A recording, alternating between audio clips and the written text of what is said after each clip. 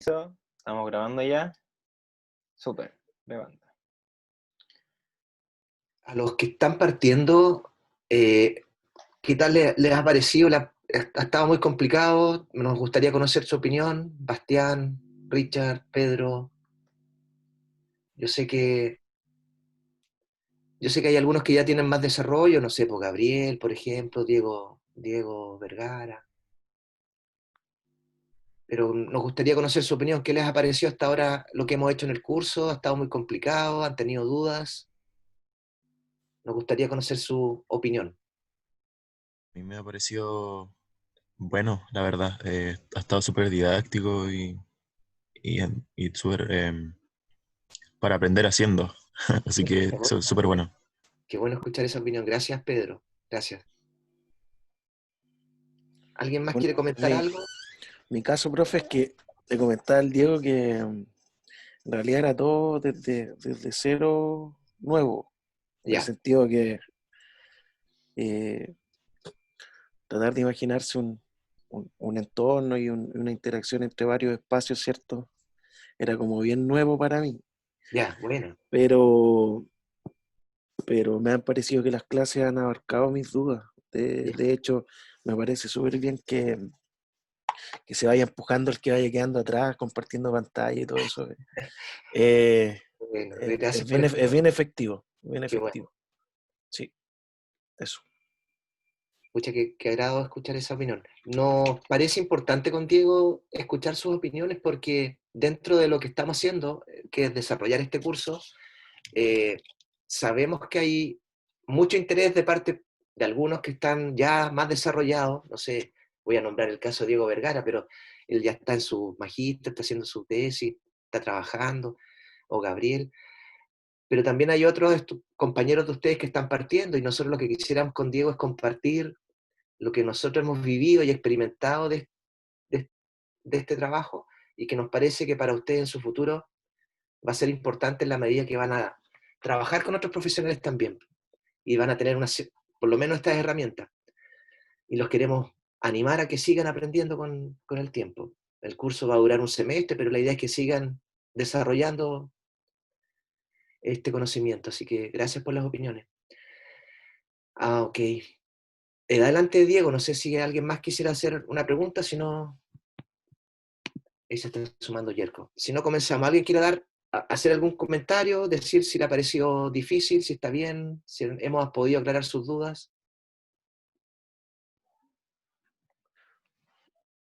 Eh, Me gustaría agregar más que ha sido súper bueno, encuentro partir desde lo básico, básico, sí. Todavía no nos Ah, metemos, de hecho, en programar y ha sido súper bueno ese encuentro.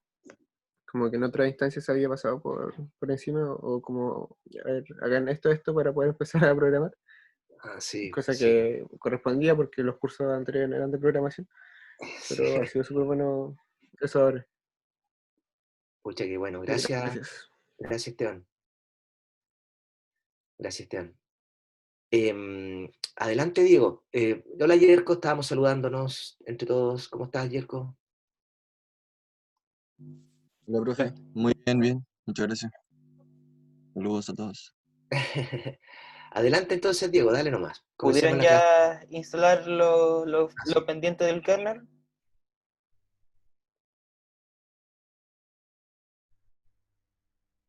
Richard, ¿puedes empezar? Sí, yo estoy en eso y me dice Compártenos tu que no pantalla. encuentra el...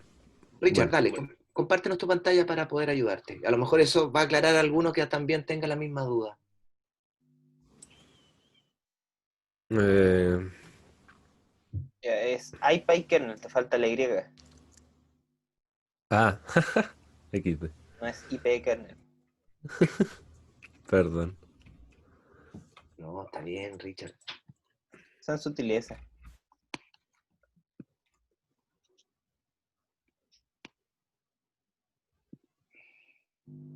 Ahí está. Esa. Pero no nos cierres porque todavía falta, Richard. Ujú. Ahí está instalando IPyKernel.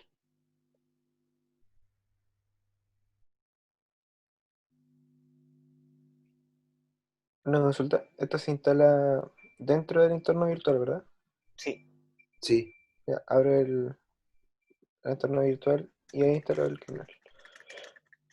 Claro, la Me idea es parece que la idea de instalarlo dentro del kernel es que funcione con el Python que está dentro de tu entorno, ¿cachai? Entonces, todas las librerías que están funcionando con ese Python funcionan a base de este kernel, que es el motor de tu entorno, para que todo funcione bajo las especificaciones que tú le diste al proyecto. Ah, ya. Genial. Eh, lo único que tengo que modificar ahí es el nombre del kernel, ¿cierto? No lo tires todavía, Richard. Richard, no lo tires todavía. Esa línea es súper importante, Bastián, la que tiene Richard en su pantalla, en su terminal. Esa línea, me parece que estaba en la clase, ¿cierto, Diego? Sí, No me está en la acuerdo. clase, ahí la Sí, está está en viendo la clase. Richard. Sí, sí Esa está acá. línea, explícanos, Richard, esa línea. A ver, ¿qué es lo que hace esa línea? Bueno, dice, eh, no sé, supongo que a través de Python, el guión M, no sé a Sí, no qué está bien, refiere. vas bien. A través de Python, ¿El guión M a qué refería? lo que hace es que el No recuerdo. Python-M es toda esa frase que dijiste, a través de Python. Ah, ya. Eh, instalar, no sé, instalar un kernel. Que hay PyKernel Eh, nos eh, cree un ya, bueno. kernel. No, nos creo. Y aquí es Autorización. para la autorización del usuario. Sí, Y con el nombre Acus 220.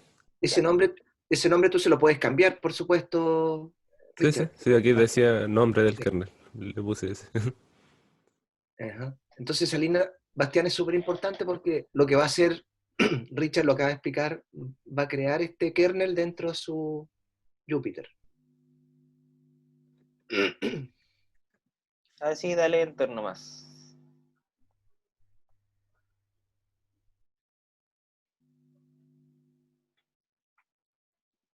Y listo. Pasó. Kernel creado. Ahora ya que tienes instalado Jupyter y hay PyKernel, puedes abrir Jupyter Notebook tranquilamente. Y por ejemplo abrir la misma clase que tenías abierta.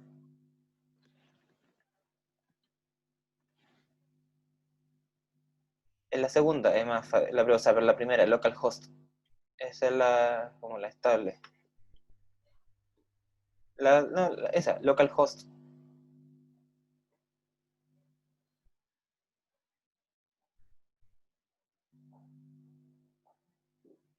Y ahí te abrió. Súper.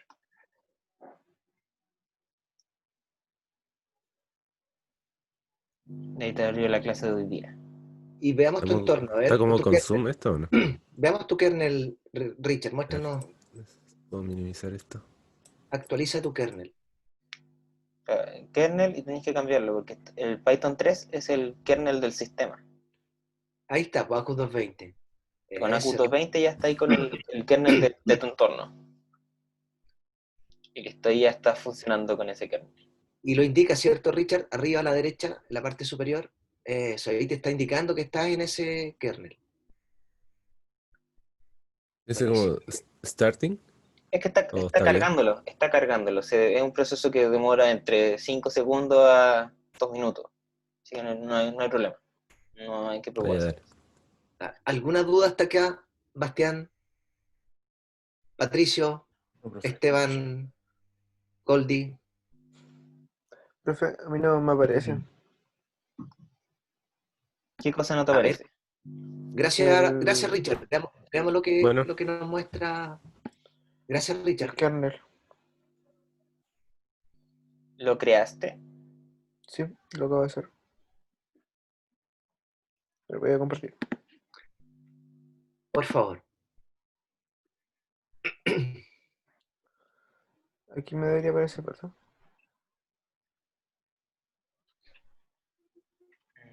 ¿Tú tenías Jupyter abierto antes de la creación del kernel o después? Después. Y a ver, muéstrame la terminal. Aquí lo creé. Ahí te dice, ahí te lanzó un error. No hay un módulo llamado IPyKernel. ¿Dónde está el error? Ah, verdad. Sí. Control C va a salir de... Sí. Más rápido. No, esto es con la instala, ¿no? No, primero tienes que entrar a tu entorno. Fíjate que a la izquierda, Esteban, te sale base. Ahí Sí, sí. ya sí Significa, estoy dentro. ahí sí. Ahí sí está en tu entorno Q220. Y ahora instalo así. Conda install ipykernel.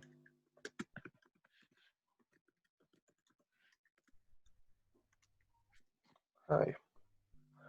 Y ahora sería el mismo comando que Claro, no mismo me. de recién. Ahí. Entonces, dejo de compartir. Sí, Ahí ahora está sí correcto. Gracias, Esteban. Gracias.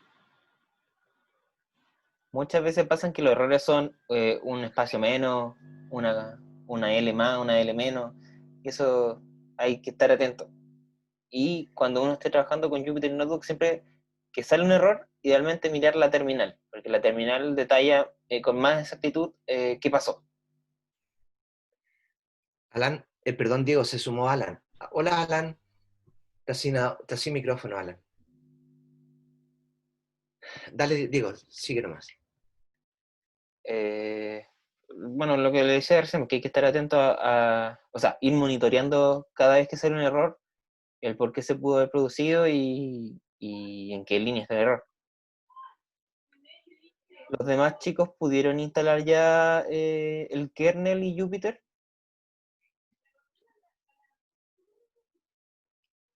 Alan, ¿cómo te fue a ti?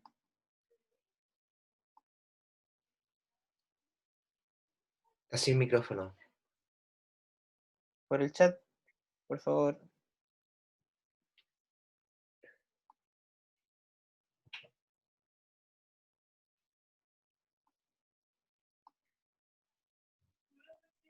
Kierko, ¿tú pudiste instalar tu kernel?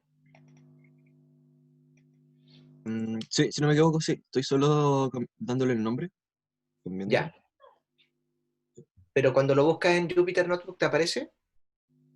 Sí, creo que sí. No, estoy equivocado. Sí, sí me aparece. Sí, sí me aparece. ¿Sí? Creo que cuando dice conectando con el audio, como que uno no escucha ni lo escuchen. Ok. Entonces, está en esa fase el Alan. Sí. Deja Ok. aceptar.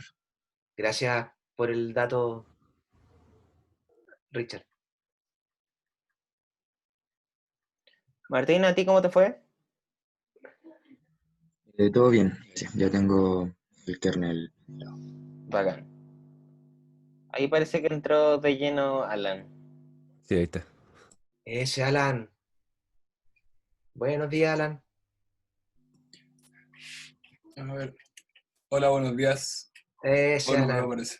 Ahí sí, Buenos días. sorry. Justo ahí tenía que salir a recibir un pedido. Lo siento. Alan, buenos días, gusto saludarte. Queríamos saber cómo te había ido con la instalación del kernel. ¿Lo hiciste? ¿Lo pudiste hacer? ¿Tuviste problemas? A ver. Justo había abierto la clase para leer bien lo del kernel que habíamos visto en la clase pasada. Ok. Em, ¿Serías tan no, amable compartirnos tu terminal para ir es que viendo? estoy desde mi otro computador. No, en verdad, todavía no abro el terminal, así que voy a tratar de ponerme el día ahora que Ya. recién puedo entrar del Ya, todo. nos avisa si tienes problemas. Vale. Entonces Gracias, Alan. voy a compartir pantalla. Eh, ¿Se ve la pantalla, cierto? Sí, Diego. Sí. Sí, sí. Sí, sí, sí. Voy a hacer un pequeño repaso de lo que fue la clase pasada y ahí empezamos con la nueva. Habíamos visto lo que era Jupyter Notebook, habíamos hablado para qué servía, qué podíamos hacer, qué se le podía instalar, cómo se podía compartir, su instalación, y esto que ahora lo vamos a pasar un poquito más lento que la semana pasada, porque esto lo pasamos muy rápido. Bueno, aquí están los tipos de títulos, que al menos en Word siempre pasa que está título 1, título 2, el tipo de título. Aquí en Jupyter Notebook es lo mismo, pero al momento de escribirse es con los gatos. La cantidad de gatos indica el tipo de título.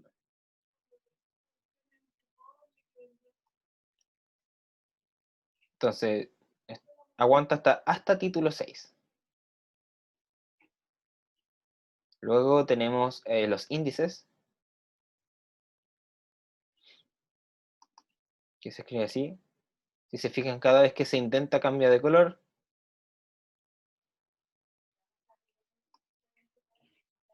Luego tenemos las ¿Por qué listas. Dime. el... ¿Podía abrirlo de nuevo? ¿De cómo está el primero lo tienes con un menos? Eso... Es que lo que pasa es que para hacer índices te sirve tanto el menos, como el más, El como el asterisco. asterisco. Esos tres te Pero sirven para lo mismo. el símbolo queda igual. ¿Sí? El símbolo es el mismo. Ok. Ya. Luego tenemos las listas, que si se fijan se pueden escribir ya sea 1, 2 o 3, y se puede hacer 1, 1, 1, y después el lenguaje automáticamente te lo interpreta como una lista numerada.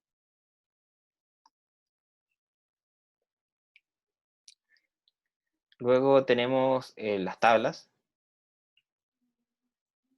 que bueno, básicamente se escriben así, en donde las cabeceras de las columnas están separadas del cuerpo de la tabla con estos guiones.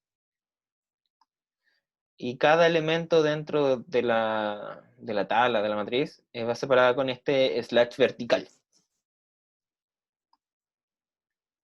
Y da esta forma.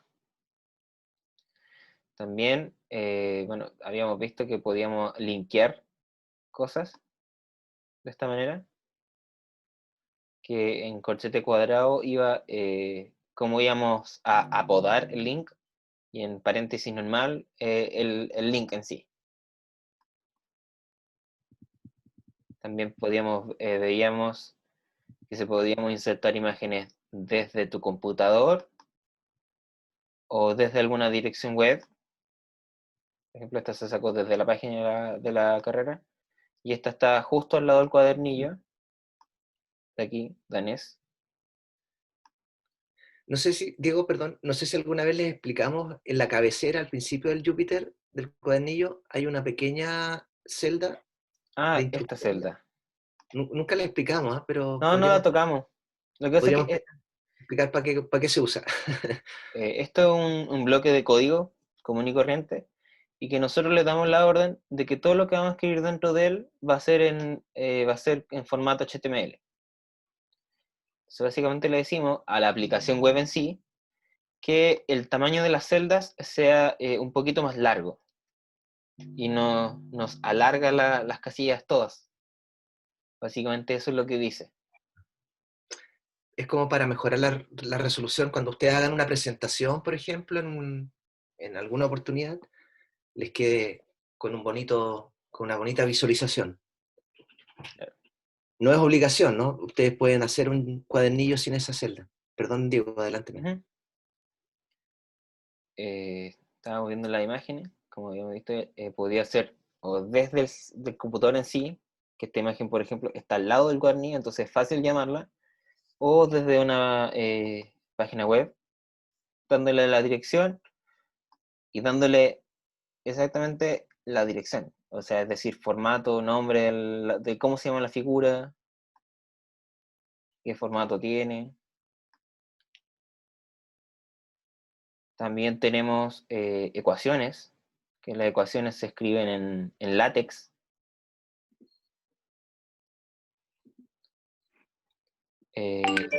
Bueno, los tips para escribir LaTeX están en la carpeta ayudantías, como lo habíamos visto también en la clase pasada.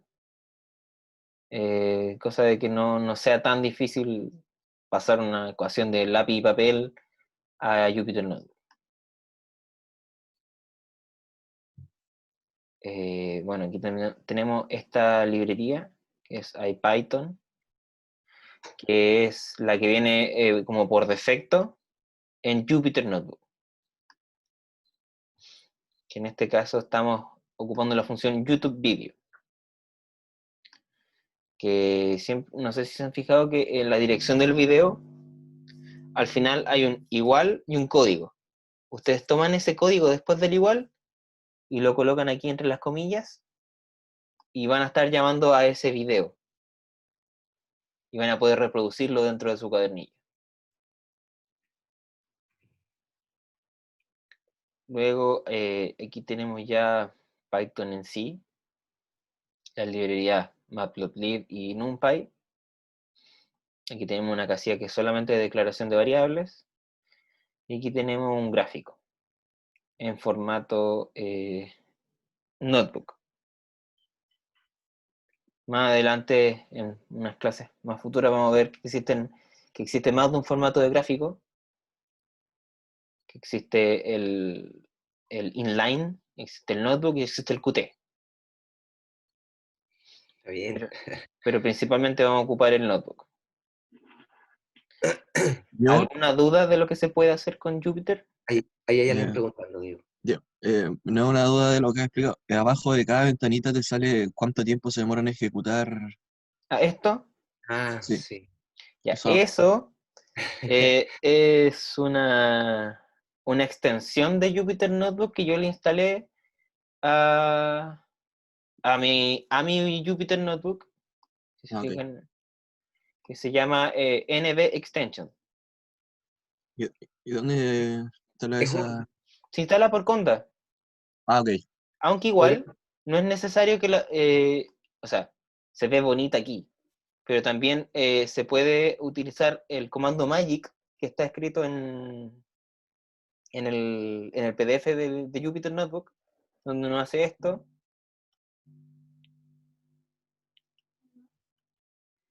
y te va a decir cuánto tiempo se demoró la casilla en ejecutar. Ok, ¿Ves? Aquí te dice sí. cuánto se demoró. Está buena.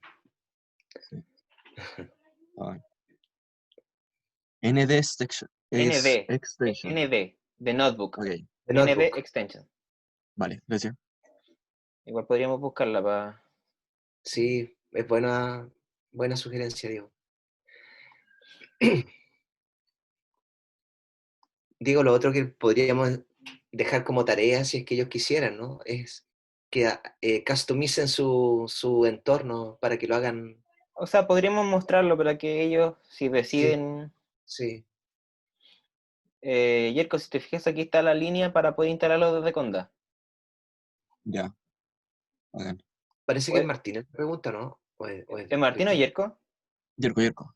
Ya. Yerko, perdón. En Adelante. el mismo. No se preocupe. Voy a dejar el link aquí en el chat para la NB Extension. Y también voy a dejarla para que Jupyter Notebook se vea con colores. La del NV Extension es la única función que tienes es dar el. No, tiene muchas. Tiene, No, muchas. tiene alrededor de 40, 50 aplicaciones. Ah, ok, voy a leerlo. Donde Gracias. se puede aplicar el AutoPEP. Hay que el látex se vea un poco distinto. Que puedas tener más de un lenguaje dentro de las casillas. Ah, ok, Jupyter Dems, básicamente es lo que es mi notebook, que en vez de verse blanco se ve azul marino, que hay más de un tema.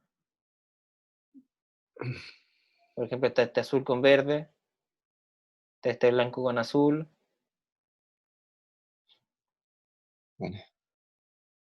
En una carpeta aquí, screens. Cuadro bonito. Este otro tema, otro fondo. Ahí les dejo los dos links para que si desean cambiar el Jupyter, el fondo del tema, puedan hacerlo tranquilamente. Acá en este repositorio están las instrucciones de cómo hacerlo, así que no deberían tener ningún problema.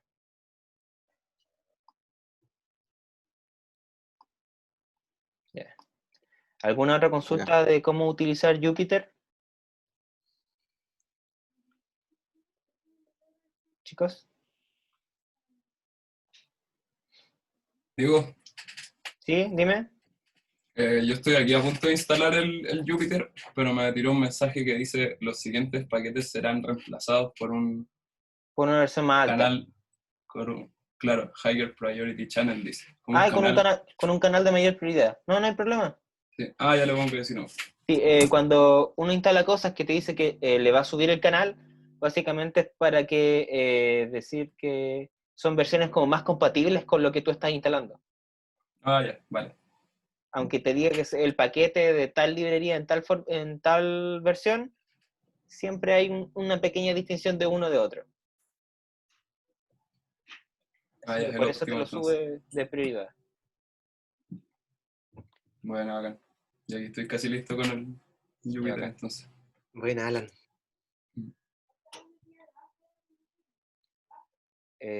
¿Alguna otra consulta?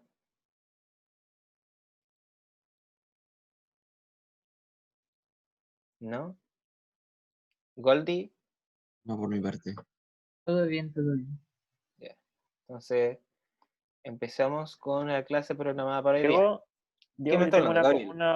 sí, Dime. una consulta. Es que me ha tocado enfrentarme a un problema con el Jupyter, que es crear espacios como hacia abajo, espacio en blanco. Cuando estoy trabajando en una celda Markdown, ¿Ya?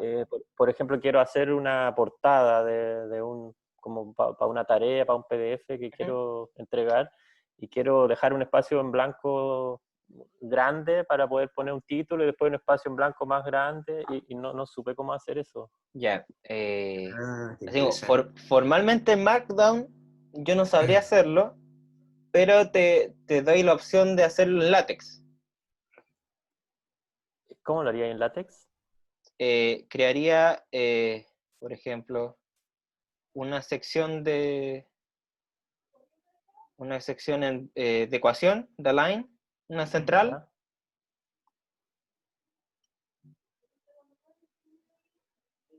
Pero en vez de colocarle una ecuación aquí en medio, pongo puro doble slash. Ah, ya, está bueno ese tip. Entonces ahí me dejó un espacio en blanco.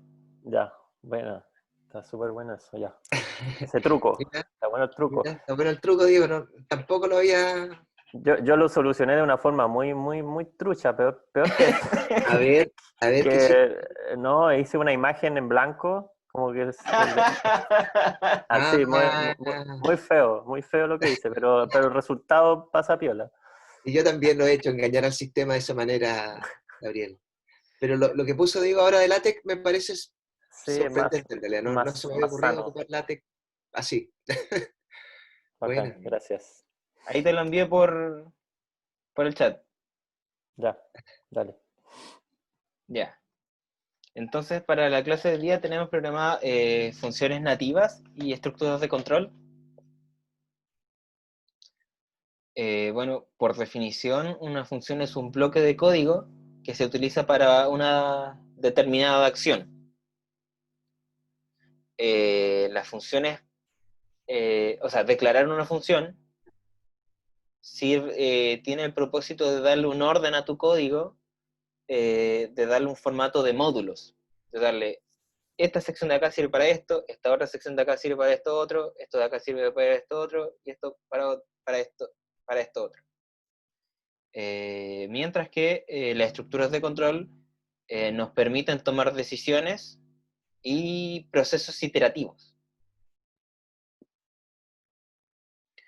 El hecho de que las estructuras de control permitan tomar decisiones nos da la herramienta de tener control del flujo que realiza el código, ya sea para que se devuelva un cierto punto, o para que se salte a otro punto, o para que simplemente termine. Dentro de lo que son las funciones, tenemos las funciones nativas de Python, que son las que vienen en el sistema, que vamos a ser las que vamos a ver hoy día, que al ser funciones nativas no hay que estar importándolas desde algún lado. solamente dicen, yo quiero ocupar esta función y listo. No como en la clase 4 que veíamos que había que importar una función y después ejecutarla. Y simplemente la utilizamos. Las más importantes, o al menos las más utilizadas, son print, que nos va a servir para mostrar en pantalla algún texto, variable o material que nosotros necesitamos visualizar de código. Luego tenemos el int, que es que convertimos a entero alguna variable. Luego tenemos float, que es una conversión de la variable a punto flotante. Los que ya habrán hecho métodos numéricos sufrirán con esa palabra un poquito. Tendrán recuerdo amargo, punto flotante. Aritmética de punto flotante. Claro. También tenemos str, que es string, que es la función que nos convierte la variable a carácter. Luego tenemos la función abs, que es para sacar el valor absoluto de algo, de alguna variable. Luego tenemos round, que es un redondeo al entero más cercano. Luego tenemos range, que es una lista, que normalmente se utiliza para que parta en 0 y termine en n-1 del valor que tú quieras. Por ejemplo, si quiero llegar hasta 10 y parto en 0, tiene que ser un range de 11, para que sí pueda recorrer todos los elementos que están antes de mi n. ¿Se entiende ese razonamiento, chicos? Sí, Dios. Ya, bacán. Sí. Luego tenemos lo que es el len, que es para sacar las dimensiones de alguna lista vector o matriz. Y luego tenemos la función help, que nos va a imprimir, nos va a printear en pantalla la descripción de la función que nosotros estamos pidiendo ayuda. Help funciona no solamente para las funciones nativas, sino que funciona para todas las funciones de todas las librerías necesarias que estén adscritas a PyPy. Entonces aquí empezamos a poner un poquito a la práctica las cosas. En una primera instancia, aquí tenemos declarada una lista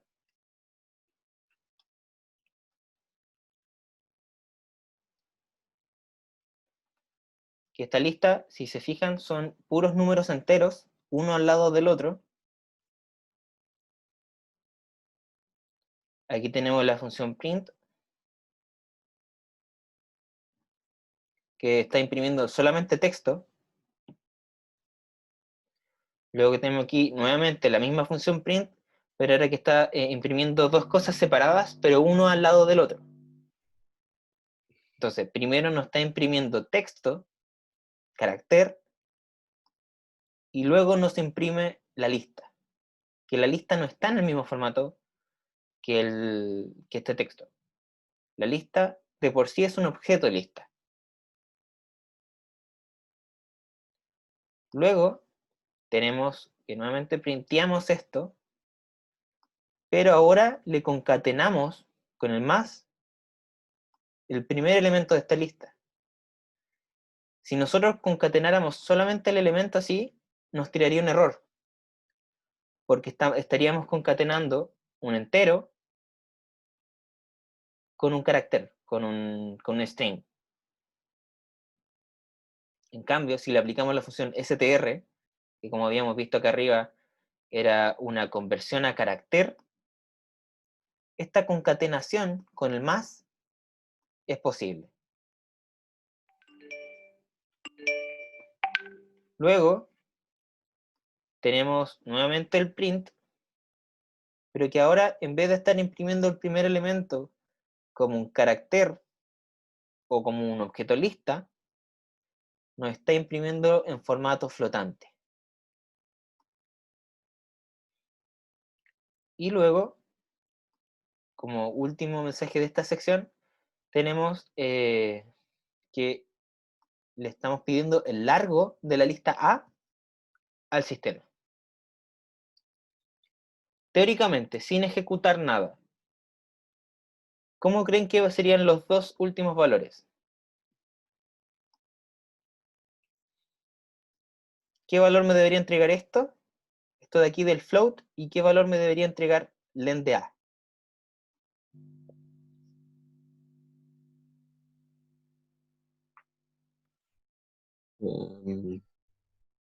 El flotante debería agregar un punto cero.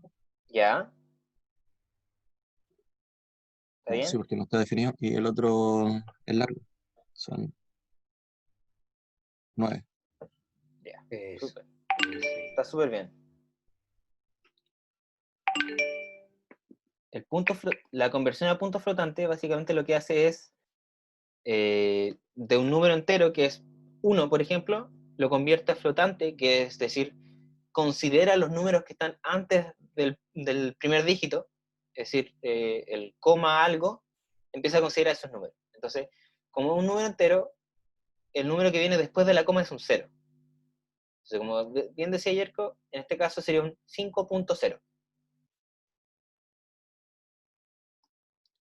Luego, tenemos una segunda sección de este ejemplo, donde creamos una lista de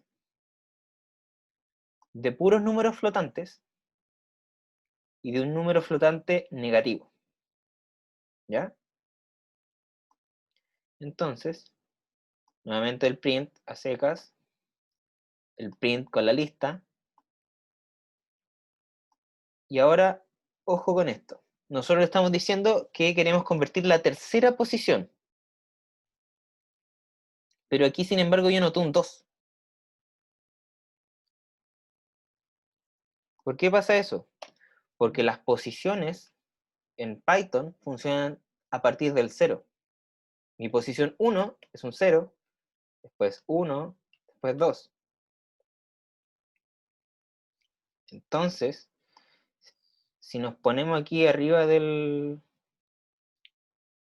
vector de la lista D, tenemos que el 2.35 es mi elemento 0, luego mi 7.81 es mi elemento 1, y después mi menos 19.98 es mi elemento 2. ¿Se entiende eso? ¿Alan?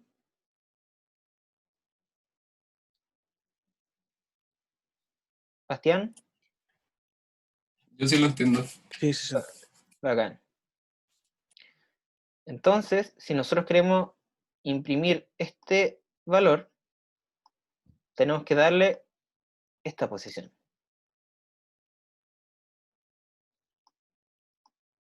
¿Ok? Entonces, ya decimos que vamos a convertir a entero la tercera posición. Entonces, aquí imprimimos la tercera posición, así, sin hacerle ninguna conversión. Y luego le hacemos una conversión a entero. Pasamos de esto que es un punto flotante, que el punto 98 lo pasamos a un número seco, así, sin los decimales. Luego, en esta línea, lo redondeamos al entero más cercano. Nuevamente es la tercera posición. Y luego, finalmente, le sacamos el valor absoluto. Bastián, ¿qué valores me deberían dar aquí, en estas 4 variables?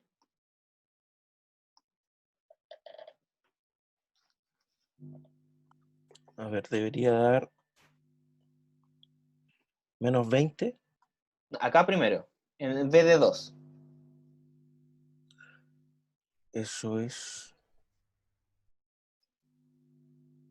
No estoy seguro de ese. ¿Es la posición o no? La posición, solamente estoy pidiendo el elemento que está en la posición 2. Claro, entonces menos 19.98. Ok, luego acá, ¿qué nos estaría mostrando? Estamos haciendo conversión a entero.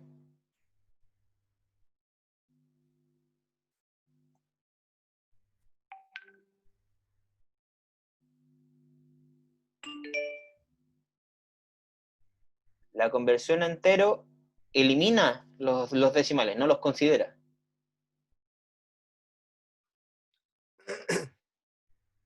¿Alguien que le quiera echar una Ahora, manito? Diego, disculpa. 19. Menos ¿19? 19. Menos 19. Ya, ok. Luego aquí, en el redondeo, Menos 20. ya. Y finalmente, aquí, en el valor 20. absoluto, 20. No, 20. ¿20? ¿Seguro que 20?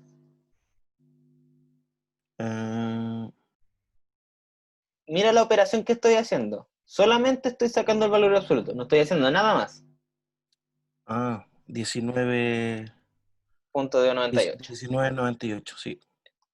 Ahora imprimamos, a ver si tenían razón. Recuerden, esta casilla se puede ejecutar o con el run o con Shift Enter. Entonces dice, y está imprimiendo la lista, 5, 8, 13. Después el primer elemento de carácter es un 5, como habíamos visto, se concatenaba sin problema, sin necesidad de la coma. Después se convierte a flotante, 5.0, como decía Yerko. Y luego dice, tiene 9 elementos. Porque sacó el largo de A. Luego B. B es una lista de números flotantes. Aquí está impresa la lista B. Como decía Bastián, de menos .98 a menos 19, porque solamente lo convirtió entero, es decir, lo truncó, así a secas, lo truncó. Luego lo redondea al entero más cercano, como es .98, el más cercano es menos 20, y luego el valor absoluto le quitó el menos. ¿Cómo van hasta aquí, chicos? ¿Ese apps funciona para números complejos? ¿O ahí hay que entrar a NumPy? No lo he intentado. Es una muy buena pregunta. Probémoslo, buena pregunta. Probemos. Me gustó. Debería funcionar. Debería funcionar.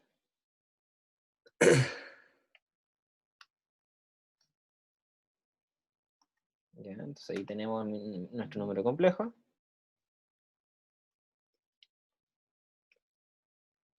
Y apps.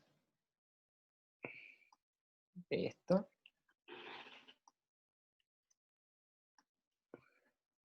Sí. Y lo retorna como un flotante. Bueno. Igual tener en mente que esta operación es de elemento. No puedes llegar y colocarle una lista. Estas funciones de apps, round, int, float, son de elemento a elemento. De un entero a un flotante. No es de una lista de enteros a una lista de flotantes. No, eso lo va a tirar como error. Ya. Hasta aquí. ¿Alguna otra consulta, chicos?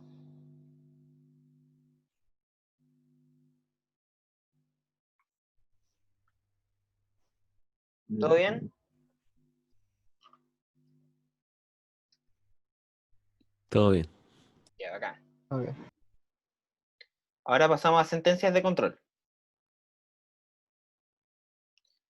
Las sentencias de control, al menos las más importantes, las más útiles, son el ciclo for, el ciclo while y la sentencia condicional if.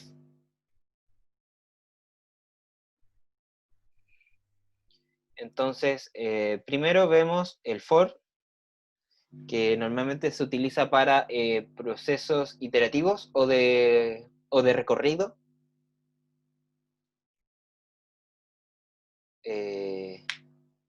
Esta acción que dice aquí normalmente se utiliza para operaciones elemento a elemento. Es decir, Por ejemplo, en el caso de la lista A, for i in lista A, le decimos que nos vaya convirtiendo de entero a flotante todos los elementos, pero va a ir haciendo elemento a elemento. Y habíamos dicho que la función int solamente funcionaba de operación de elemento a elemento. Luego tenemos el ciclo while, que también se utiliza como un proceso iterativo, pero que tiene condiciones. Es decir, mientras algo no suceda, yo voy a estar haciendo esta acción.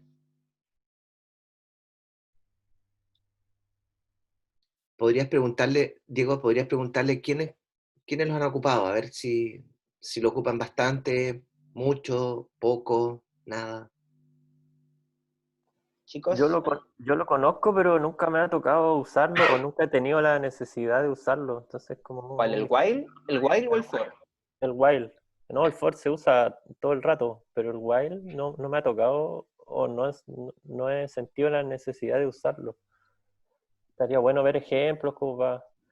El while normalmente se ocupa, por ejemplo, para convergencia. Para cuando uno quiere que un número converja a cero, por ejemplo. Mientras este valor no sea cero, hace el proceso. ¿Cachai? Para los métodos de Newton se ocupa mucho el while.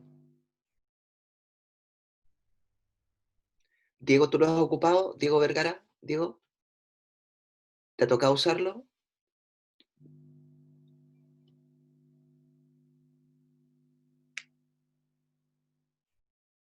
Estás muteado, parece, Diego. No se te escucha, Diego. Aló, sí. Ahí sí. Ahí sí.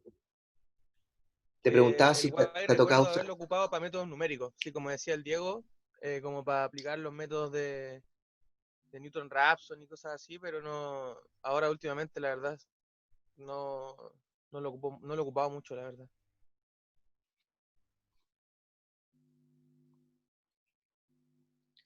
Lo otro que también se puede utilizar es para umbrales. Por ejemplo, un filtro customizado de pasa alto. Mientras la frecuencia no sea tal, ándame multiplicando los elementos. Así se podría utilizar un while, así como más contextualizado el audio.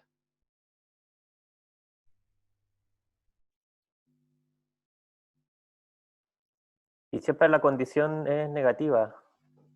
No necesariamente, porque por ejemplo, si en el caso de la convergencia es ya, si llega a tal valor, se cierra. Pero también puede ser, por ejemplo, si ya cuando algo explota infinito, ya, si llega a tal valor, por ejemplo, i elevado a 8, que rompa, que salga. Se puede utilizar de ambos extremos.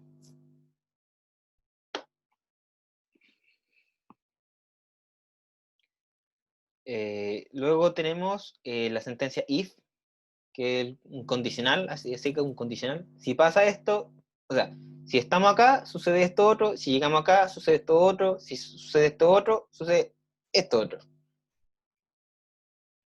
Entonces,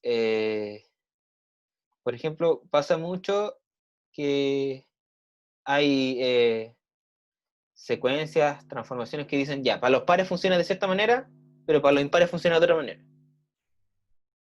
En esa situación, un if cae como anillo al dedo.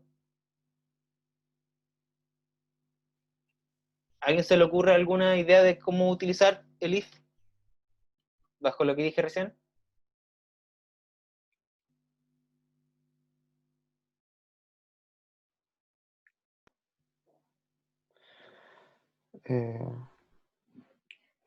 Bueno, o sea, al menos yo cuando tenía que ocupar while, como que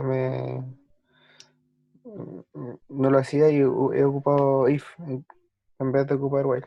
Han ido varios if. Yeah.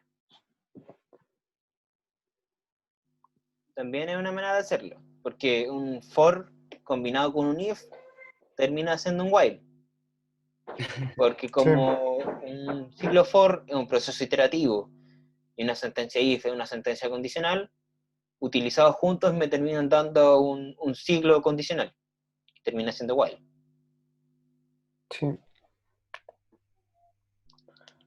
El problema va a estar en que el ciclo for combinado con el if te va a recorrer sí o sí todos los elementos, a menos que tú le pongas un break. Sin embargo, el while te va a servir para una única condición, mientras que el if te puede servir para más de una condición. Buen punto. Por el tema de eficiencia en términos del tiempo, si es que estuviese haciendo un proceso muy largo, no tendrías por qué recorrer todo un folder, por ejemplo, una carpeta. Claro, tiene razón, Diego. Buena observación. ¿Alguna pregunta con estas 3 sentencias de control? Yo con el for no estoy seguro. Ese i que le entregas, se supone que lo puedo cambiar por un 1 o un 2 o un 3 para que vaya haciendo saltos de 2, de 1 o recorre el elemento entero. Eso se modifica aquí en el objeto a recorrer. Porque, por ejemplo, tú puedes hacer que recorra un vector en particular, por ejemplo, que vayas este elemento, después este elemento, después este elemento, después este elemento, o puedes hacer que el for vaya recorriendo posiciones. Y si el for va recorriendo posiciones, tú puedes decirle ya que me recorra posición 1, después la 3, después la 5. Ya. Va a depender de cómo utilizas el for. Si lo utilizas para manipular posiciones o si lo utilizas para manipular el dato que está en cierta posición. Pero solo entregándole este i lo va a recorrer entero. Claro. Esta variable iba a pasar a tener el valor de las posiciones 1, 2 y 3. Sí, siempre va a ir reemplazándose. Y 0, después y 1, después y 2, y 3, y 4. Vale. Como la variable, por ejemplo, cuando tiene una sumatoria, tiene Claro, el símbolo de sumatoria, abajo tienes con un el i abajo, igual a algo, ese ese es es el el i. Muy bien, Esteban. Buena. Gracias. Buena. Lo otro, Diego, no sé si lo observaste, a lo mejor me distraje, es sobre la sintaxis. Para los que son de origen matlabiano, a ¿no diferencia lo de dije? MATLAB, sí, a diferencia de MATLAB, una observación nomás, Diego, para que lo digas nomás, por último se dice una vez nomás. Dale, Diego. A comparación de lo que es MATLAB, uno no necesita decirle al intérprete que la sentencia de control se acabó. Uno no necesita colocarle un end al final. Sino que, de caso opuesto, para lo que es sentencia de control en Python, todo lo que esté indentado se considera dentro de la sentencia de control. Lo que lo hace muy simple. Claro. Está dentro del while, es que está indentado. Está fuera del while, está al mismo nivel. Básicamente eso. Otra cosa, yo me acuerdo A veces que pasa, Diego, Perdón, dale. Richard, dime. que para numérico igual, algo que se hacía mucho, bueno, que se ocupa Octave, era como a través de un for recorrer ciertos elementos, como listas o matrices. Y aquí igual se podía hacer, por ejemplo, for i in, en este caso la lista que pusiste ahí, y te va a ir el i va tomando los valores de la lista, ¿o me equivoco? Como le decía ayer Corsten, puedes hacer que tome la posición de tu vector o puedes hacer que tome el valor de esa posición. Es decir, dependiendo cómo tú hagas la sintaxis del for, puedes ir recorriendo posición 0, posición 1, posición 2, o puedes decir valor de la posición 0, valor de la posición 1, valor de la posición 2. Es que claro, lo que se suele hacer es como recorrer, por ejemplo, la lista tenía largo 9, como for i in un range que sea de 9, y Claro, después pones, normalmente en es la como posición. no es necesario. Es que normalmente, claro, como tú decís, ocupa lo que es el recorrido por posiciones, más que por valores. Pero aquí en el ejemplo creo que puse de ambos, para que se vea la diferencia. Sí, Ok. puse de ambos.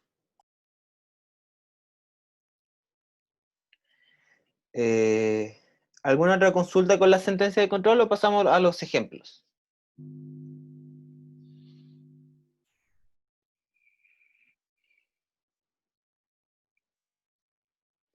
¿No? Ya. Pasemos a los ejemplos. Primero tenemos el ejemplo del for, de un for sencillo, que es, primero hacemos una copia de la lista D, que si se recuerdan la lista D era la que tenía los elementos en punto flotante. ¿Se acuerdan? Es esta de aquí. Entonces, vamos, primero se printea esta nueva lista C, que es una copia de B, y luego vamos recorriendo en un rango que termina en el largo de C. Entonces, como recién se preguntaba Yerko y comentaba Jerko Richard, preguntaba, sí. Jerko parece que preguntaba. este for recorre posiciones. Entonces decimos, dentro de la lista C, en la posición I, conviértemelo entero y reemplázamelo en la misma lista, en la misma posición. Entonces, lo que va a hacer este for va a tomar cada elemento de la lista C y lo va a convertir a entero. ¿Sí? ¿Se entiende este for? Claro. Sí. Bien. Luego tenemos un while, que tranquilamente pudo haber sido un for, en donde hacemos una sumatoria.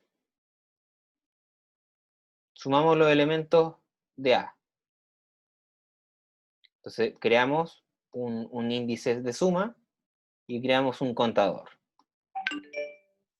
Entonces, mientras el contador no sea igual al largo de A, anda sumándome los elementos de A. Entonces, este más igual es lo mismo que yo hubiese escrito suma más esto. Esta Eso sintaxis, igual, sí, es importante. equivale a Sí, esto mismo. es súper importante. Entonces, aquí pasa lo mismo. Esto es lo mismo que estuviésemos escribiendo P más 1 igual P. En vez de estar gastando tantos llamados a la variable, solamente le decimos a la variable que ya existe, anda sumándole 1. Este for y este while, ¿se entienden? El cómo cumple su condición aquí y qué es lo que recorre acá, chicos. Sí, se entiende. Ya, bacán. Y luego tenemos un for con if. Entonces, aquí estamos recorriendo los valores de A, no las posiciones de A. Este es el otro caso en que se puede ocupar un for. No sé, como decía Richard, aquí se recorren normalmente, o cotidianamente se recorren las posiciones, los índices, y aquí vamos directo al grano, elemento por elemento. Entonces, ¿qué hace esta cosa de acá? A lo divide obtiene el resto de dividir A en 2. Eso es esa ecuación. Entonces, si el resto es igual a 0, A es par. Si no, A es impar. ¿Se entiende esto? ¿Se entendió cómo funcionaba el porcentaje, chicos? ¿Bastián? Sí, se entiende. Sí.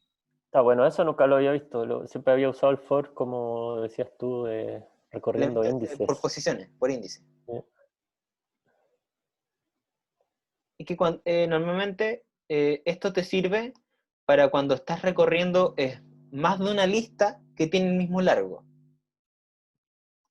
En cambio, este te va a servir si estás recorriendo una única lista. Entonces ejecutamos esto. Y lo primero que printeaba era C y después C convertido a entero. Revisamos. Aquí está la lista C en su normalidad. Y luego tenemos C convertida a entero, truncada. ¿Sí? Luego tenemos el while. Dice, la suma de A es suma. Suma hasta aquí y que se iba acumulando con los elementos de A. Y me dio 116. Y luego el detector de primos, o sea, el detector de pares, con el resto, 5 es impar, 8 es par, 13 es impar y así. ¿Se entiende? Sí.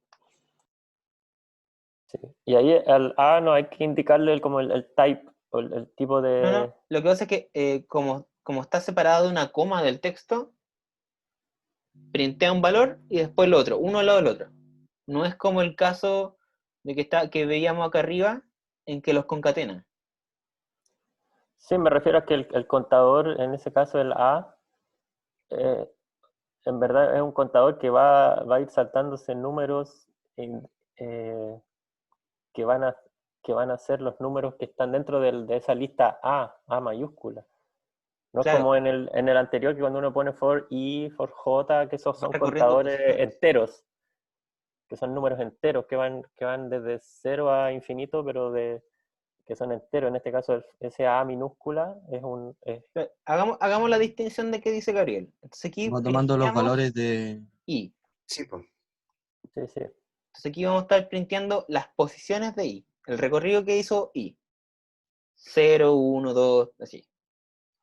Claro, eso es lo que dice Gabriel. Mientras que acá vamos a estar recorriendo A. Entonces, printeamos aquí. Podrías printear a chico también, pues digo. Es que se printea a chico. se printea aquí, en la frase de par o impar. Aquí se está printeando. También, sí. Entonces, cuando printeamos I, va de 0, 1, 2, 3, 4, 5. Entonces, como decía Richard, y como hemos dicho en este rato, esto se ocupa normalmente para recorrer posiciones, que van seguidas una de la otra. 0, 1, 2, 3. En cambio, aquí estamos recorriendo el elemento en sí, no su ubicación dentro del objeto. ¿Alguna consulta?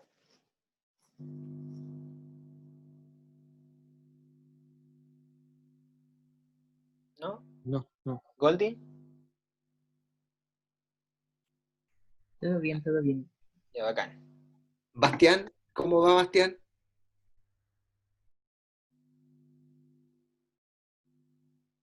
Bien, Se profe. retiró. No, ¿Sí? aquí estoy. Bien, profe. Sí ¿Va que bien? me cuesta iniciar el mic. Ya. No estoy ¿Pero bien. se entiende lo que Sí, profe. estamos haciendo? ¿Sí? Así es, sí. Bueno, gracias, Bastián. Ya, entonces, en esta casilla vimos lo que es un for, lo que es un while, y lo que es un if. Entonces, ahora la idea es ponerlo en práctica. Entonces, aquí yo propuse 2 ejercicios para ir soltando un poco la mano con lo que es sentencias de control.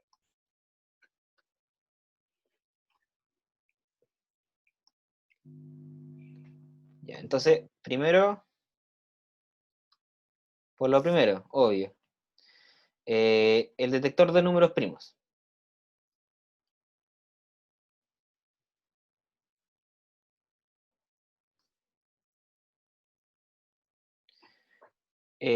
¿Cómo sé yo cuando un número es primo? Así como por definición matemática. Divisible por 1 y por el mismo. Claro, cuando un número es divisible por sí mismo y por 1. Entonces, vamos a recorrer nuevamente. Vamos a recorrer A. Entonces, si A es igual a 1,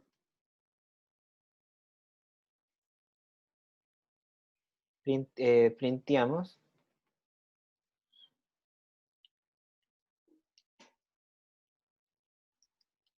es primo.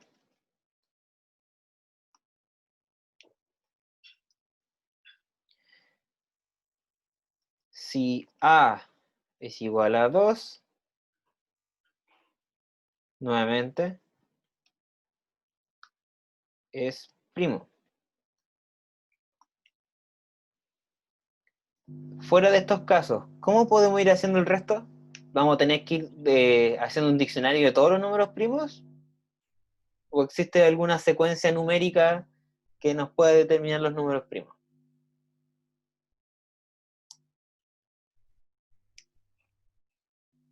Por lo que entiendo yo, no existe un término general para referirse a los números primos. No existe un término para todos los primos. Para todos, claro. Pero existen algunos desde cierto punto en adelante. Así que ahí les dejo el tips. La idea es que lo busquen ahora.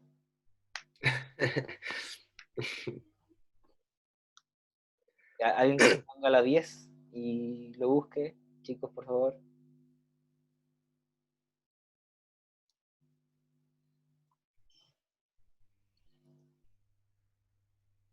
¿Quién dijo yo? ¿Quién dijo yo?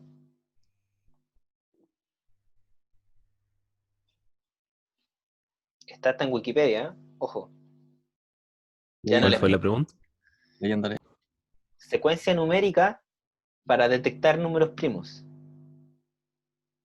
Mm. Como dijo Gabriel, no existe una secuencia numérica para todos los números primos, pero existe algunas para cierto número en adelante.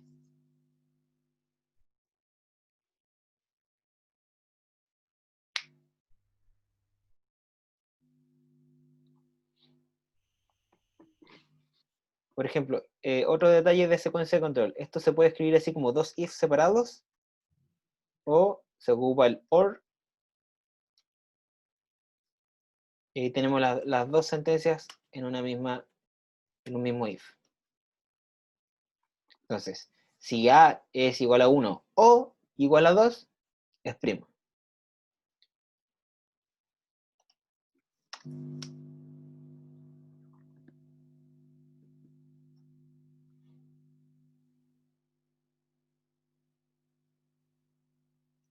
¿Alguien lo encontró?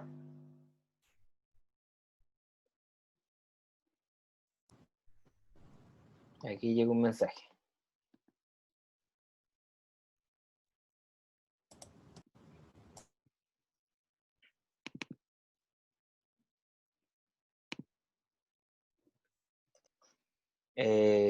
Esa expresión es esa es de la sumatoria de todos los primos, ¿no? O la sumatoria hasta un primo en n primo. ¿Estás muteado, Gabriel? No sé si estás hablando. Sí, estaba hablando solo. Es un polinomio que te entrega números primos hasta el 40, menores que 40 Ya. y no negativos. No sé si me fui por la rama o qué, pero No, o sea, no es la expresión que nos sirve, pero es una de las que aparece ahí. A ver, busquemos. Números primos.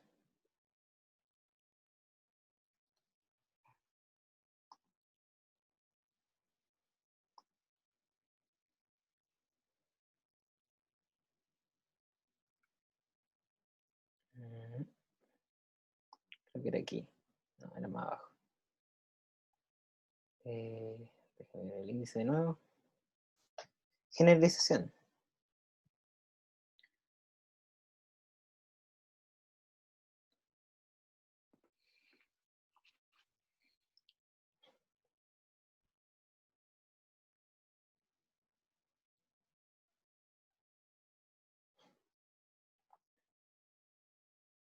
Por ejemplo, aquí ya hay una.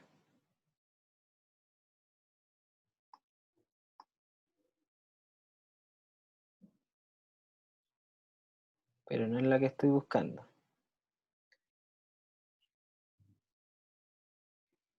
¿Alguien encontró alguna? Yo no.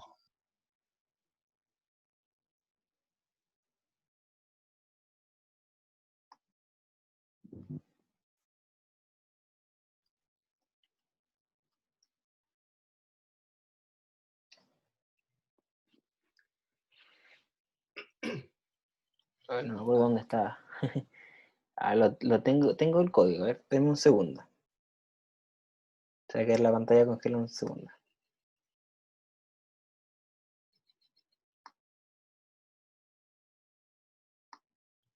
Es que este ejercicio lo hice, pero no lo hice en Python. Así que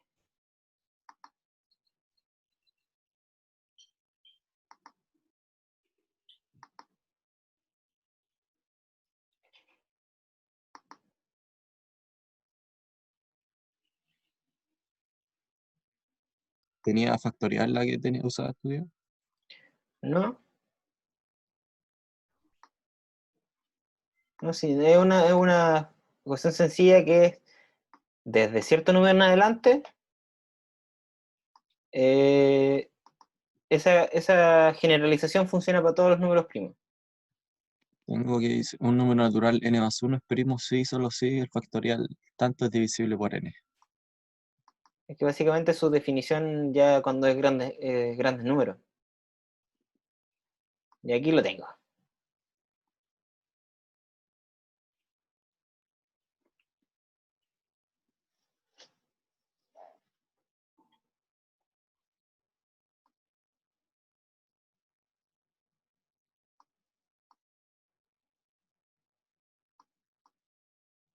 Ocupé otro camino.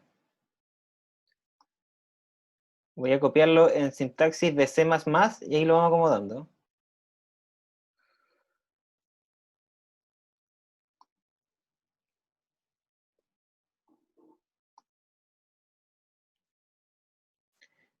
Entonces,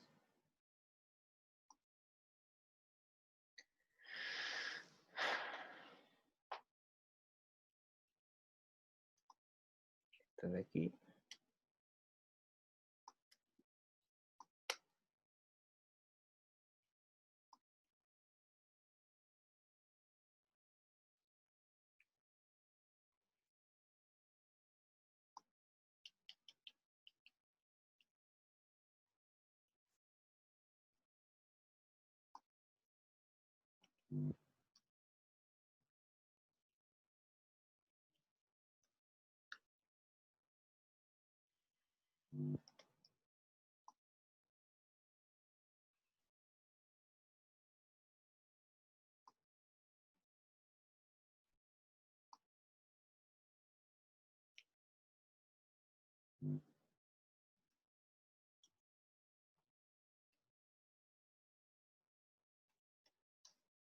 ¿Se entiende? ¿O todavía no?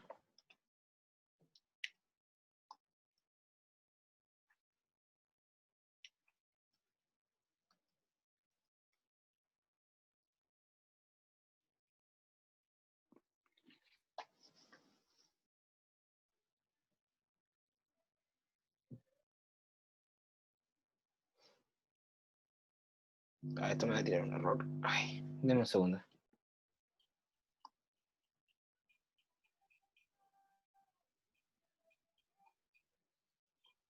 Sí, se entiende, más o menos.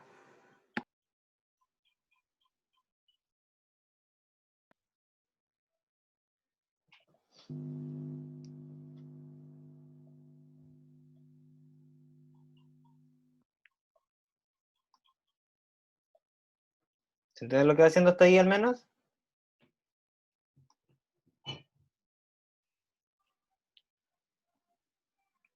Sí. Pero el 1 se considera primo. El 1 por definición es primo. No tiene así como es divisible por sí mismo y por 1, no. Por definición es primo. Mm, Creo que había Hiciste, leído en hiciste- Wikipedia recién que... hiciste trampa, Diego. Ah, Us- Usaste el break y no lo hemos visto el break todavía. lo que pasa es que si no lo ocupo va a entrar en un bucle infinito. Sí, sí. Pero aprovechemos de explicarlo para que sepan por qué se usa el break. El break se ocupa como un término de secuencia de control. Por ejemplo, si Bien sucede usado. tal circunstancia, termina la sentencia de control. Por ejemplo, este break estaría rompiendo acá. Rompe este for.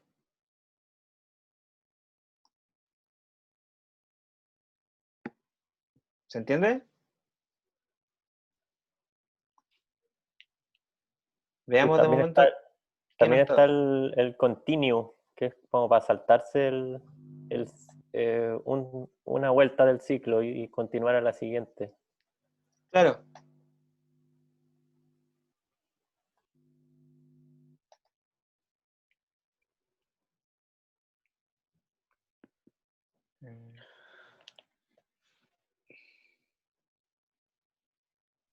Ah, el detallito del cero.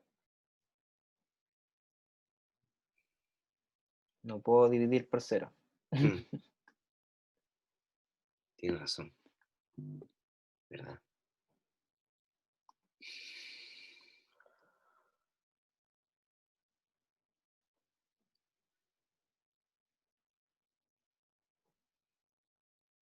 Ya, a ver. ¿Dónde de momento tenemos un problema?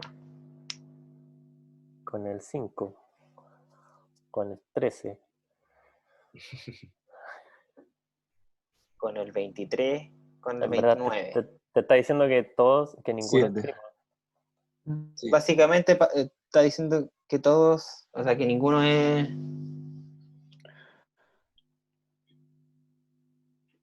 ¿Sugerencias? Yo no entiendo el para X en el rango desde 1 hasta A medios. ¿Por qué A medios? Porque si el número ya no es divisible por 2, ya no es divisible solamente por 1. Recorre, por Mm, ejemplo, si tenemos hasta 41, va a recorrer hasta 20. Si de ahí no logra obtener que 41 es divisible, afuera. claro.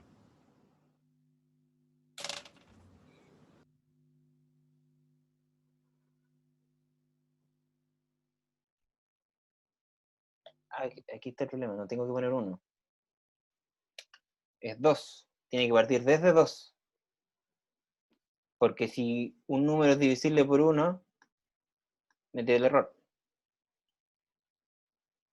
¿Ya? Aquí hay una mejora.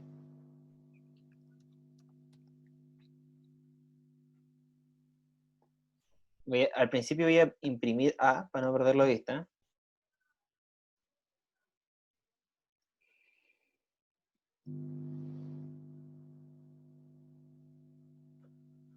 Y aquí tenemos un detector de números no primos. Ahí está listo, pues tenés que cambiar el signo ¿Qué hay que cambiar? el- poner un else en el for x, else, si es que no cumple esa condición, ahí que imprima es A es primo. El problema de eso va a ser El que cuando break. como voy a estar recorriendo,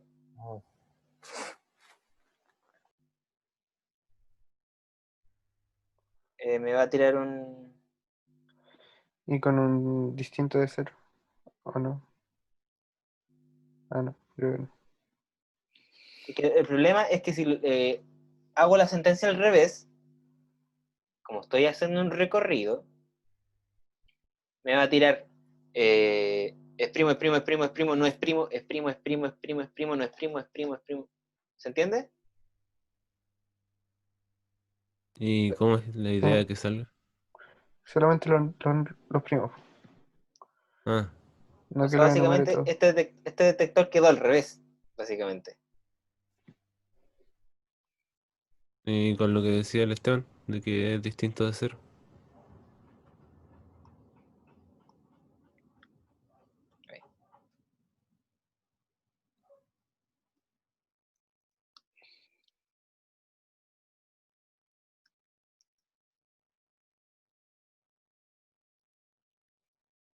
Eso pasa.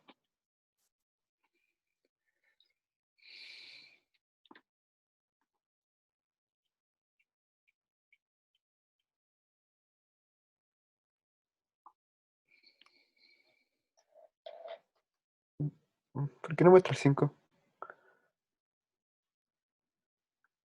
Que tiene puesto en el segundo fuerte de 2, si no me equivoco. Sí.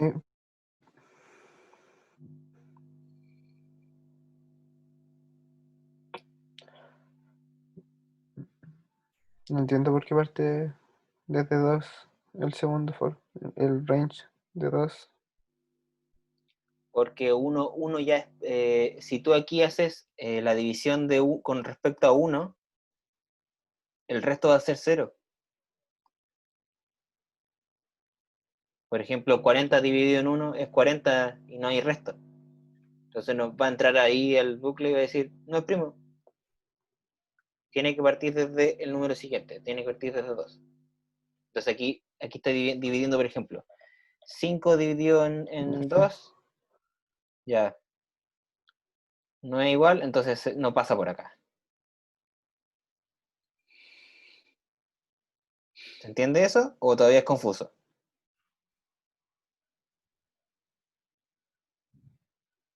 Confuso porque está considerando posición, yo creo.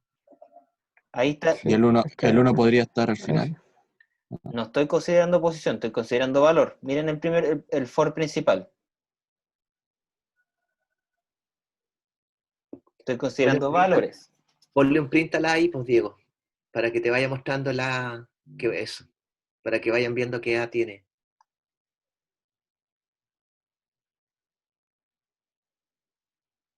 Ahí está tomando los valores, Jerko. Ok, gracias. El 5, el 8.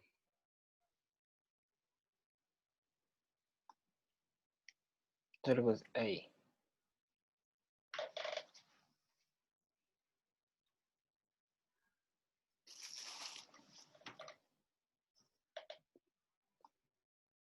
Podrías pintar el X, Diego, debajito del for, para que aclare qué es lo que es X, qué es lo que es A.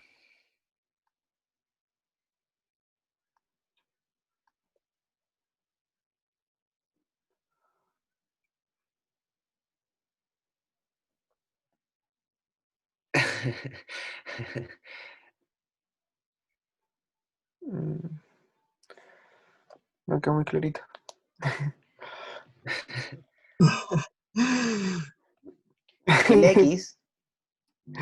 El X lo que va haciendo es que tenemos un número, por ejemplo, ya, 13, y va viendo, ya, 2 divide 13,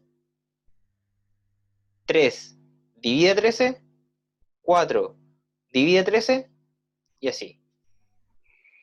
Y si uno de esos es divisible, entra al if y dice, esta cuestión no es primo.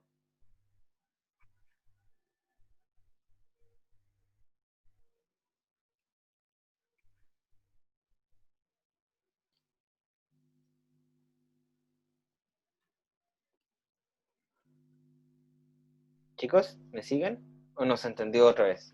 Claro, si hay un número entre los extremos entiendo. que divida de entero, entonces no es primo. ¿Eso? Claro.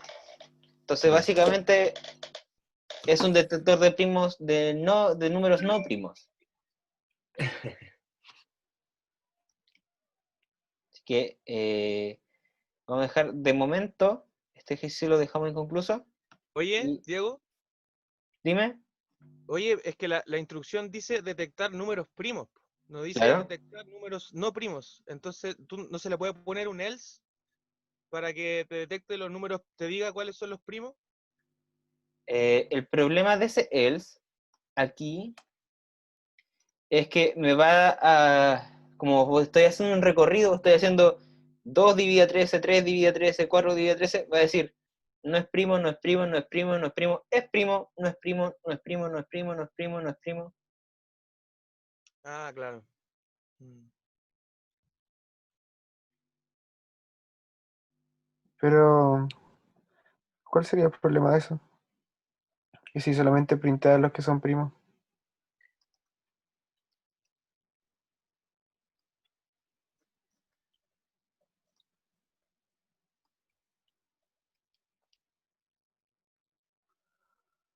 Que te va a decir todo el rato que es primo. Va a seguir el ciclo diciendo que es primo. Ahí Eso está. pasa, a eso me refería.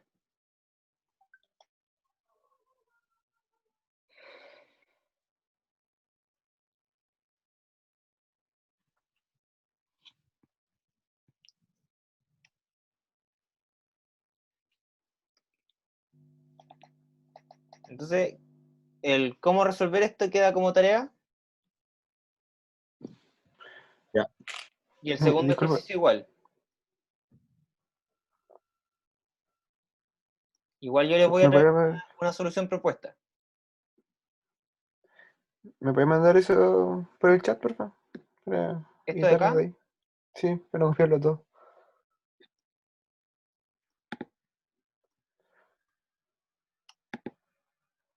Gracias.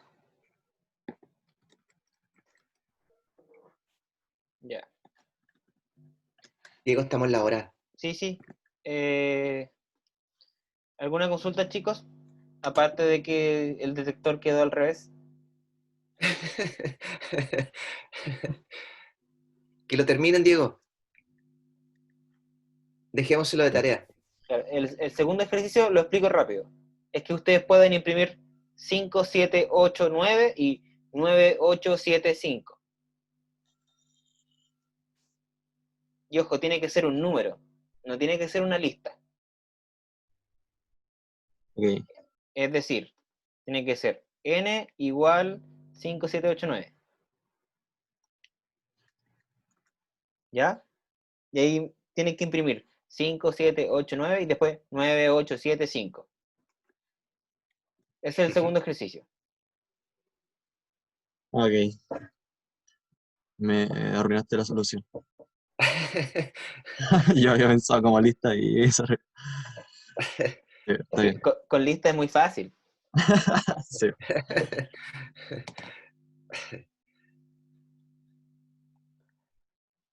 Ya, chicos, ¿alguna otra consulta? Vamos a ver la próxima clase, un adelanto. La próxima clase vamos a ver la solución de este ejercicio y vamos a empezar con librerías. Librerías, ya. Hasta aquí, si te fijas, Gabriel, no ocupamos nada que fuera con NumPy o con alguna librería en particular. Fueron solamente funciones que trae nativas, como le dice Diego. Sí. Y usar for, while, if, son cosas como que debe manejar con una cierta habilidad uno.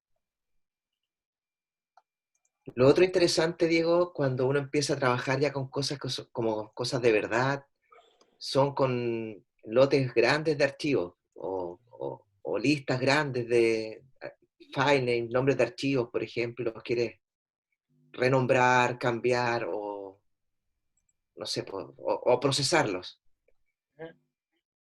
¿Sí? Pero esto que estamos partiendo es como para lo que decíamos al comienzo, para que todos tengamos como un piso y desde ese piso podamos seguir avanzando. A lo mejor tú ya, Gabriel, estás súper avanzado, pero es bueno partir con estas cosas que son como básicas, fundamentales.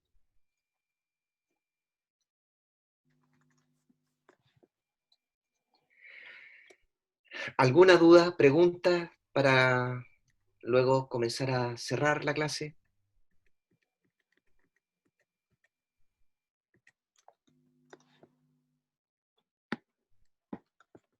¿Quieres decir algo, Diego? No, Al terminar. no, solamente que, chicos, hagan el ejercicio y yo voy a estar atento al Slack, cualquier cosa. ¿Ya? Slack, WhatsApp, ahí ven cuál es la Gracias. manera más rápida de comunicarse conmigo. Gracias también a los que contestaron la encuesta.